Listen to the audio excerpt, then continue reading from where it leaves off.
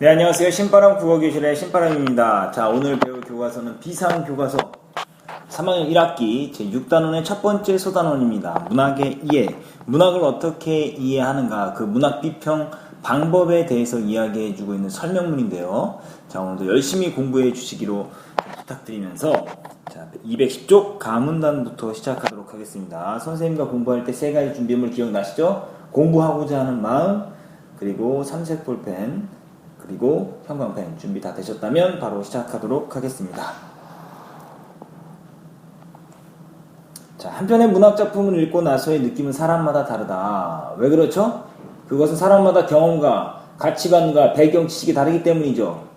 그렇습니다. 어떤 사람은 그 내용을 가리켜서 과연 실제 그대로구나 라고 말하기도 하고, 어떤 사람은 정말 재미있어 라고 말하기도 한다. 그리고 어떤 사람은 작품 내용 속에 작가의 감정이 잘 드러나 있군 이라고 평하기도 하고, 작품이 잘 짜인 것 같아 라고 말하기도 한다. 이런 견해는 대개 작품이 잘 되었다든가 못 되었다든가의 평으로 이어지게 된다.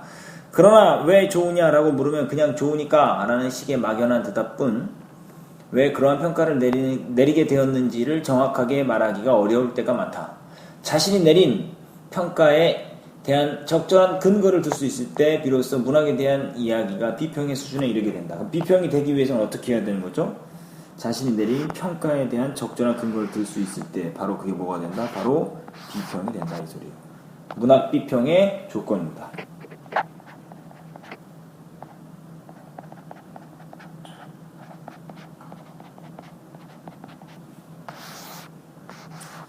자, 한번 볼까요? 처음 부분의 소주제. 자, 설명 대상이 그럼 뭡니까? 문학 비평이죠. 문학 비평은 어떻게 해야 되는가? 이렇게 이야기할 수 있겠죠. 자, 소주제를 보시면 문학작품 감상과 비평의 차이점입니다. 문학작품 감상. 문학작품을 읽고 나서 막연히 잘 되었다든가 못 되었다든가 라고 평하는 것. 그건 감상이다. 하지만 비평은 자신이 내린 평가에 대한 적절한 근거를 들 수 있어야 비평의 수준이 된다. 문학 비평 잘 알아두시기 바랍니다. 자, 나문단 바로 들어갈게요. 문학 비평이란 기억. 문학작품의 구조나 효과, 작가의 창작 방법이나 세계관 등을 검토해 평가하는 것을 이른다 라고 이야기하면서 이것을 문학 비평의 개념이죠.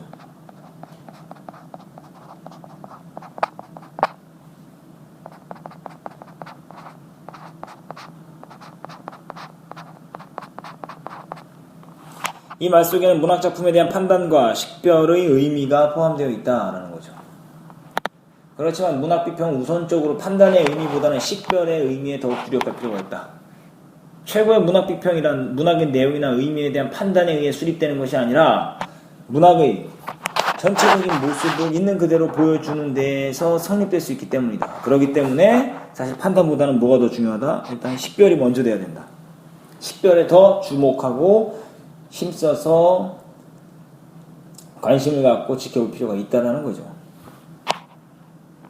자, 계속 가도록 하겠습니다. 문학 비평이 의도하는 것은 문학작품의 여러 가지 속성들을 밝혀주는 작업이라고 할 수 있다. 그러므로 작품 자체를 먼저 정확하게 식별한 후에 그에 대한 판단이 이루어져야 한다라고 이야기했습니다. 자, 그러니까 이게 뭡니까? 올바른 문학 비평의 방법입니다.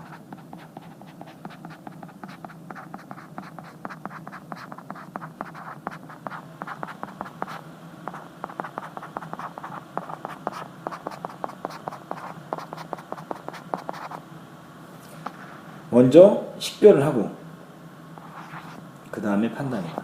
식별이 1번이고요. 판단이 2번이다라는 거 잘 기억해 두십시오.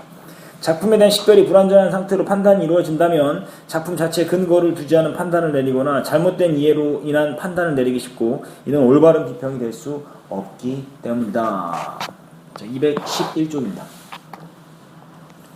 문학 비평. 자, 보시죠. 문학 비평의 실천적 작업은 작품에 대한 정확한 해석에서부터 시작된다. 자, 비평의 순서 나갑니다. 작품에 대한 정확한 해석.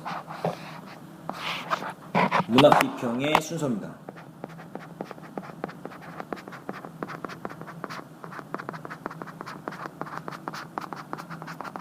순서 1번이에요. 정확한 해석. 작품의 해석은 원전 자체를 바르게 이해하기 위한 작업이다. 작품의 구조를 밝히고 작품에 사용된 언어의 의미를 밝히는 일은 해석의 기초가 된다.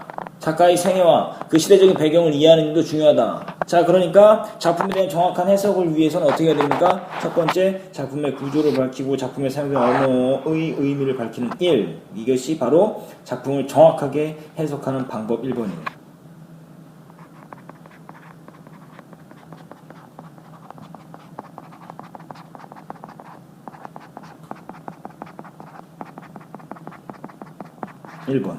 또 작가의 생애와 그 시대적인 배경을 이해하는 일. 이게 몇 번이겠어요? 2번이 됩니다. 방법 2번.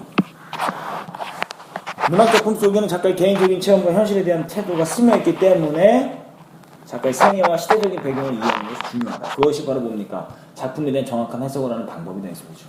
이것이 끝나면 어떻게 됩니까? 작품에 대한 해석 단계를 거친 뒤에는 작품을 전체적으로 감상하는 일이 필요하다. 작품을 전체적으로 감상하는 일. 이게 뭐가 되겠습니까? 문학 비평의 순서 2번. 감상이란 예술적인 아름다움을 음미하고 즐기는 일이다. 감상의 정의죠. 감상의 정의.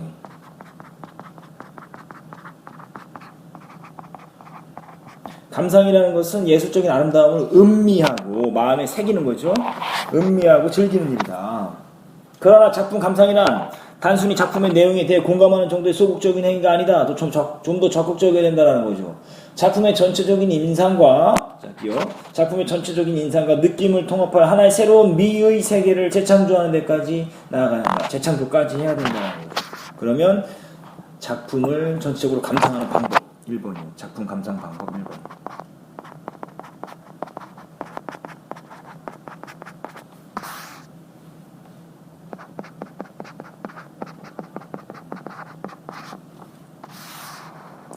그러므로 작품에 대한 느낌만이 아니라 작품 속에 담겨져 있는 작가의 인생관과 세계관까지도 깊이 있게 음미하는 일이 필요하다. 이게 뭐겠어요? 작품 감상 방법 2번.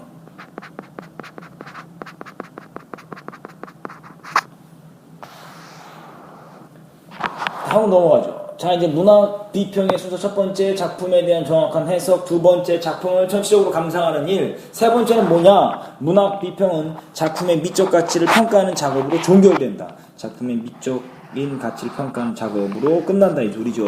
문학 비평의 순서 3번입니다.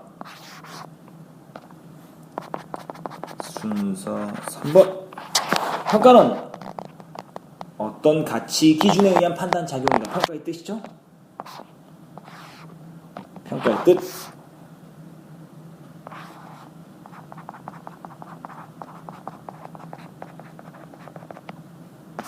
이 경우에 모든 기준은 비평 방법의 과학성과 객관성에 의해 뒷받침된다.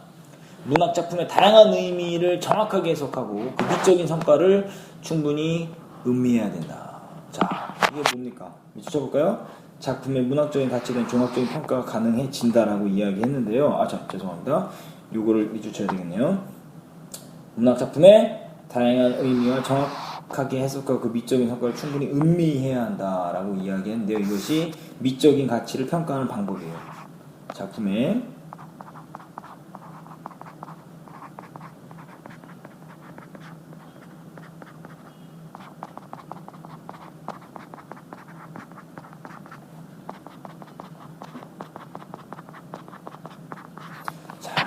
작품의 미적인 가치를 평가하는 방법. 1번 이거 하나밖에 없으니까 1번이라고 할 필요는 없겠네요. 네. 자, 음미해야지만 작품의 문학적인 가치에 대한 종합적인 평가가 가능해진다. 문학작품을 특정한 이념적인 가치의 기준을 두어 평가하거나 어떤 부분적인 요건만을 중시하여 평가하거나 지나치게 주관에 치우쳐 평가하는 경우 공감을 얻을 수 없다. 자, 특정한 이념적 가치에 두어서 평가한다거나 어떤 부분의 요건만을 중시한다거나 지나치게 주관에 치우쳐 평가하는 경우 공감을 얻을 수 없다는 거지. 이게 뭡니까? 작품 미적인 가치를 평가할 때 주의할 점, 주의점이죠. 조심해야 된다 이 소리예요. 부분만을 보고 평가하거나 이념적인 가치를 갖고 평가하거나 주관적으로 평가하면 안 된다 이 소리죠. 문학 비평은 작품의 미적 가치에 대한 평가의 단계에서 종결되지만 문학 작품의 의미를 하나의 평가 기준으로 고정하기는 어렵다. 기준이 어떻게 되느냐에 따라 그 의미가 달라지기 때문에 그렇습니다. 자, 이 부분 중요한 부분 우리가 배우는데요. 문학 비평의 개념과 실천적 작업 과정이죠.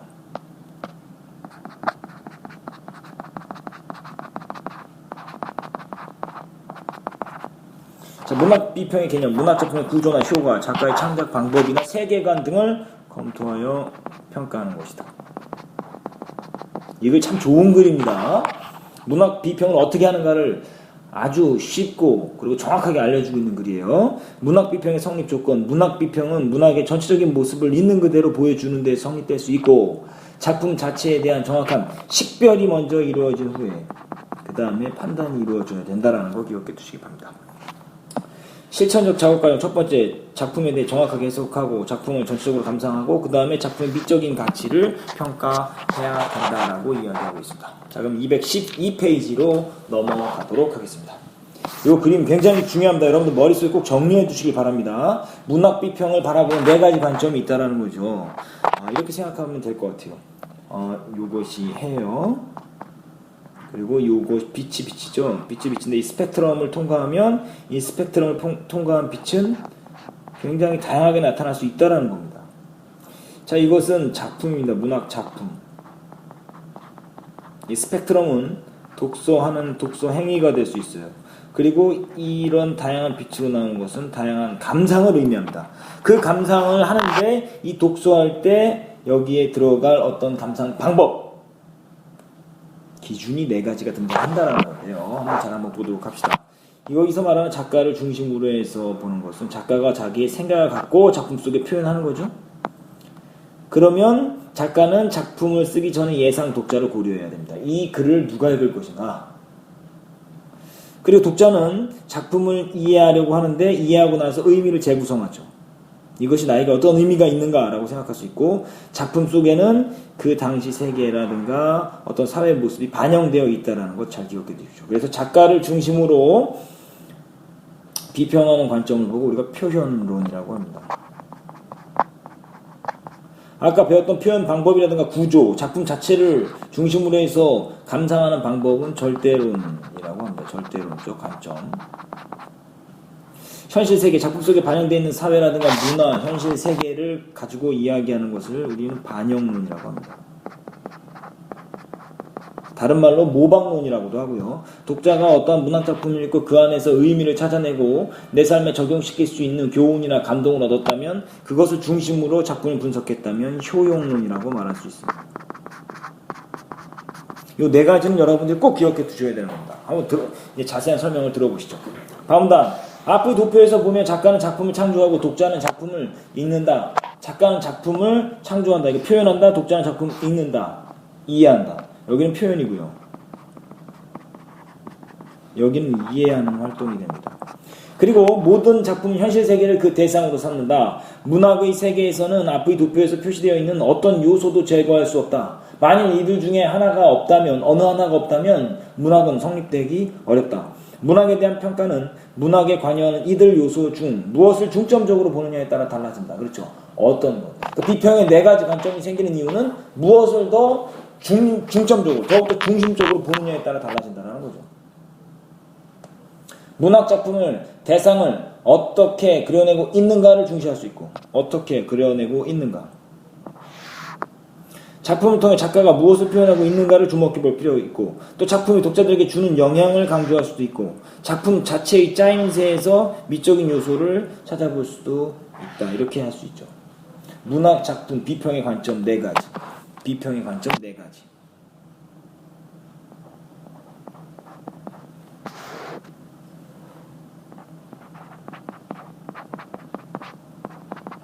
비평의 관점 1번. 대상을 어떻게 그려내고 있냐. 아까 말했던 뭐죠? 현실 세계죠. 그러니까 이것은 뭐예요? 반영론이 되겠죠.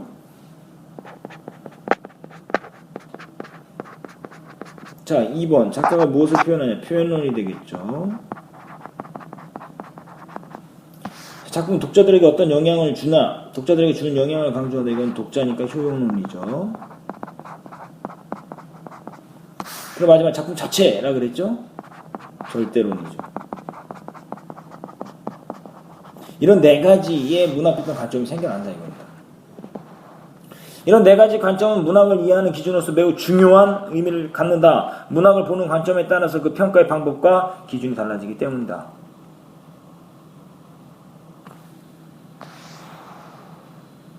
사문단 볼까요? 문학작품의 내용을 보고 과연 실제 그대로구나 라고 말하는 것은 작품의 내용과 작품의 대상이 되는 현실 세계와의 관계를 중시하는 관점이다. 자, 작품의 내용과 작품의 대상이 되는 현실 세계와의 관계를 중시하는 관점이다. 비평의 관점 지금 뭐였어요? 아까 1번이었죠? 현실 세계를 중시하는 거. 비평의 관점 1번. 현실 세계 중시. 이런 관점에서 본다면 문학 작품이 그 대상을 어떻게 그려내고 있는가가 항상 문제가 된다. 자, 문학 작품의 대상을 어떻게 그려내고 있는가가 항상 문제가 된다. 자, 이것의 평가 기준이죠. 현실 세계를 중점적으로 보는 관점의 평가 기준이죠. 자, 대상을 그 작품에서 대상을 어떻게 그려내고 있는가. 그러므로 작품 속에 등장하는 인물이 실제 인물과 흡사하다든지 인물의 성격이 전형적이라든지 하는 지적이 나오게 된다. 작품이 실제 현실을 사실적으로 그려냈다든지 상징적으로 나타내고 있다든지 하는 평가가 나오기 마련이다. 자, 사문단에서는 이제 뭐를 이야기하는 거죠? 바로 반영론적 관점의 문학 비평 방법 대해서 이야기하고 있습니다. 아문단, 그러나 문학 작품은 그것이 그려내는 내용의 실제성에 의해서만 가치가 판단되는 것이 아니다. 문학 작품은 그 짜임새를 통해 미적 가치를 들어. 짜임새라 그랬죠? 뭐를 이야기하는 거예요?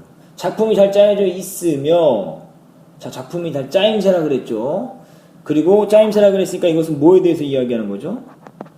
작품 자체를 두고 이야기하는 거죠. 그러니까 이것은 뭐예요? 절대론이 됩니다.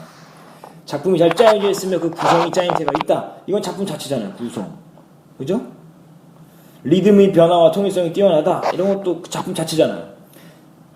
든지 하는 평가는 작품의 구조와 그 통일성을 기준으로 삼은 것이다. 이 경우에는 문학 작품이 작품 외적인 요소를 할 수 있는 작가나 독자와는 아무 관계없이 독자적으로 그 존재를 드러내고 있음을 존재한다. 독자적이다라는 말은 이거는 뭐를 말하는 거죠?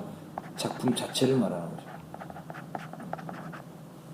그리고 문학작품을 이루는 다양한 내적 요소들의 상관계와 균형과 통일을 통해 그 미적 가치를 확인해 볼 수 있다라고 말하면서 여기서는 절대론적 관점을 이야기하고 있습니다. 문학 비평 관점 중에 절대론을 이야기하고 있습니다. 213페이지 넘어가시죠. 자, 그럼 이제 자문단에서 무엇을 이야기하고 있나 보도록 하죠. 문학작품을 읽고 나서 정말 많은 것을 여기서 배웠어. 많은 것을 배웠다. 이거 독자 입장이죠. 이렇게 말하는 것은 문학작품을 그것을 읽는 독자와의 관계 속에서 평가하는 거죠. 독자 효용론이죠. 이런 관점은 작품이 독자에게 어떠한 영향을 주느냐, 이것이 판단의 기준으로 내세웁니다. 작품이 독자에게 어떤 영향을 주느냐, 이것이 뭡니까? 바로 독자를 중점적으로 보는 관점의 평가 기준입니다.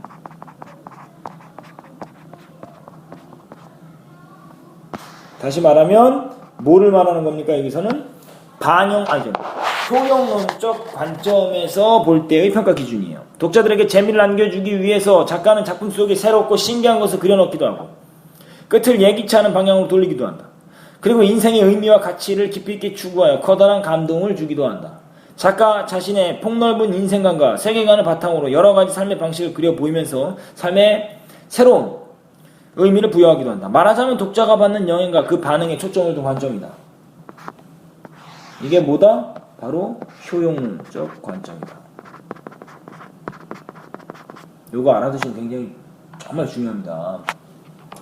관점 3번이죠. 나중에 고등학교 올라가서도 이런 문제, 문학 비평 관점을 갖고 문제, 수능에서도 많이 나오는 문제죠. 문제 유형 중 하나입니다. 자, 그런데 모든 문학작품은 작가의 창조적인 작업에 의해 이루어지는 것이므로 작가라 그랬죠. 표현은 되겠죠. 작가가 지닌 독창적인 세계가 중시되기도 한다. 흔히 문학은 주관적인 정서의 표현이라고 하는데 이것은 문학이 창조적인 개성에 의해 성립됨을 뜻하는 말이다. 문학 작품이 작가의 정서와 사상을 표현하는 것이라는 견해는 바로 작가의 개성 표현의 중요성을 강조하는 관점에서 나온 말이다. 관점 4번이죠.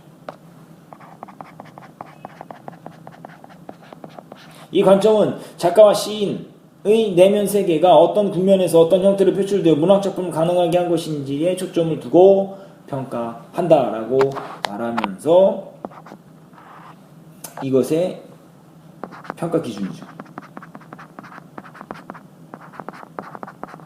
표현론의 평가 기준이에요. 표현론에 대해서 이야기하고 있습니다. 자, 문학 비평 4가지 관점과 그에 따른 평가 기준입니다.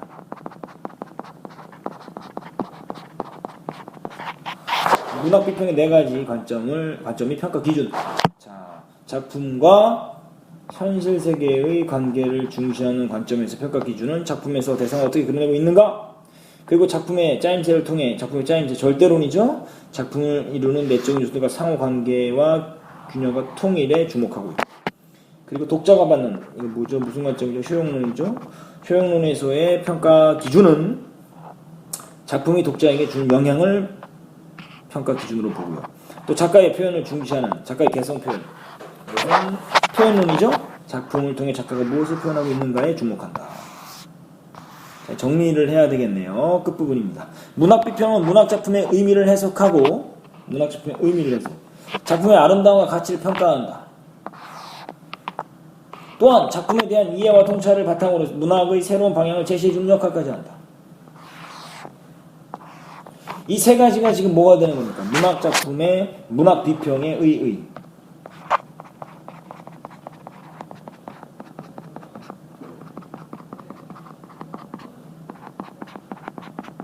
1번이고요. 이게 2번이고요. 이게 3번입니다.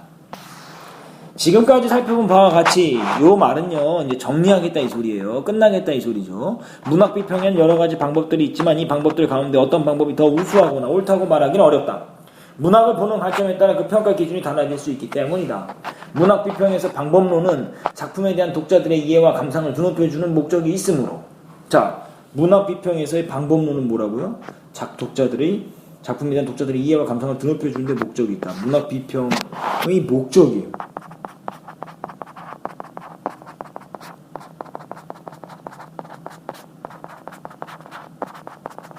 문학 비평의 목적이 뭡니까? 라고 물었을 때 작품에 대한 독자들의 이해와 감성을 드높여주는 데 있다.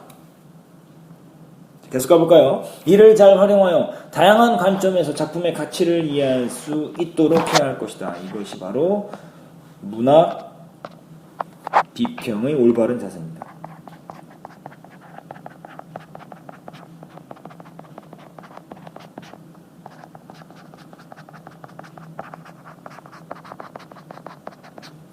자, 문학 비평의 의의와 목적 그리고 올바른 자세에 대해서 이야기하면서 글을 마치고 있습니다. 자, 214쪽 앞쪽 파일로 가보도록 하겠습니다.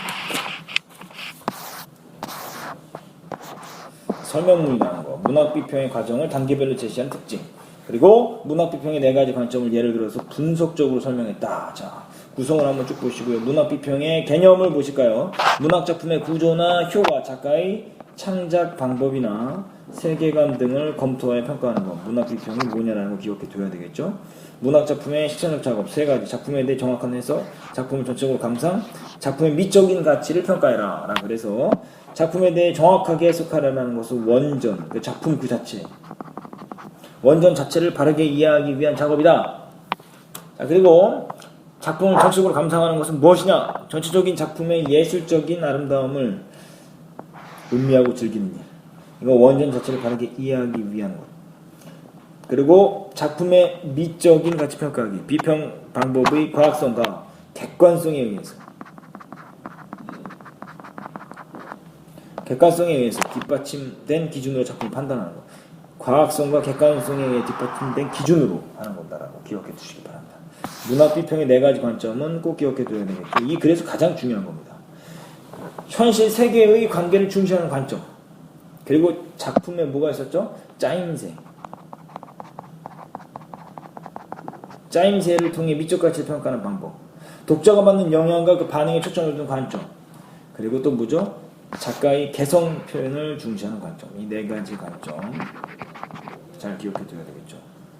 중점적으로 보고, 작품을 중점적으로 보고, 독자를 중점적으로 보며 작가를 중점적으로 보는 관점입니다. 이 네 가지 관점의 특징과 그 비평 방법, 평가 기준 이런 것들 꼭 기억해 두셔야 되겠죠. 자, 그래서 오늘 문학의 이해, 문학 작품을 어떻게 감상하는가, 그리고 비평하는 방법은 어떤 것이 있고 어떤 기준으로 보아야 하는가에 대해서 배웠습니다. 쉽지 않은 글입니다. 여러분들 꼭 복습하시고요. 압축 파일 5마이노트로 정리하시고 관련 문제 꼭 풀어보시기 바랍니다. 오늘 공부하던 중에 궁금한 것이 있다면 선생님께 꼭 질문하시거나 댓글을 통해서 질문해 주시길 간절히 부탁드립니다. 자, 오늘 열심히 공부해 주셔서 감사하고요. 다음 시간에 다시 만나요. 자, 소년이여 야망을 가져라.